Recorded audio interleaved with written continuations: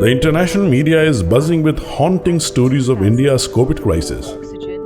The sad videos, the hopeless sounding articles, and the pre-planned social media campaigns are creating a vibe of death and destruction in the masses.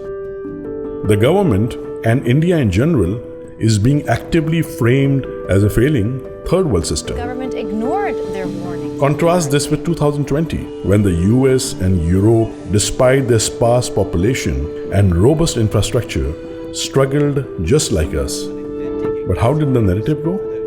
Very gracefully, the first world came together and whitewashed the disaster with warm success stories.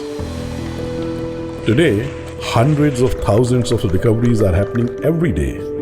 But do the Sahibs acknowledge even a fraction of this success? No, they are not in this to encourage the Indian spirit. Their focus is on peddling a damaging narrative. That's what the Sahibs have always been good at, in rigorous compiling of atrocity literature that makes Indians hate their own culture and values. No doubt, India is in crisis, but which country isn't? India's population is twice the size of all European countries put together. Our treasures are not earned by waging wars and destructions of other countries.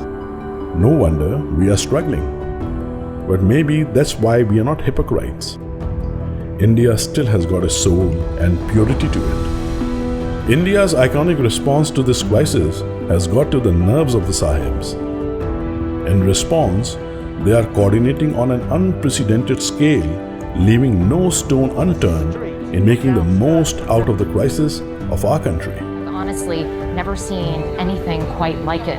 But they forget that we are the world's oldest survivors. Life and death The acute hardships for hundreds of people. have been our everyday reality. We will endure this one too. But this is new India, and it knows to speak in the same language.